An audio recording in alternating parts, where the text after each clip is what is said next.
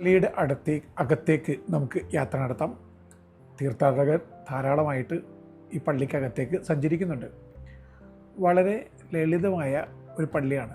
റോമിലെ മറ്റു ബൃഹത്തായ ദേവാലയങ്ങൾ പോലെയല്ല, ആധുനിക കാലത്ത് പണി കഴിക്കപ്പെട്ടിട്ടുള്ള വളരെ ലളിതമായ സുന്ദരമായ പള്ളി. ആളുകൾ പല നിയോഗങ്ങൾ മനസ്സിൽ ധ്യാനിച്ചുകൊണ്ടാണ് മൗനമായിട്ട് മുന്നോട്ട് നീങ്ങിക്കൊണ്ടിരിക്കുന്നത്.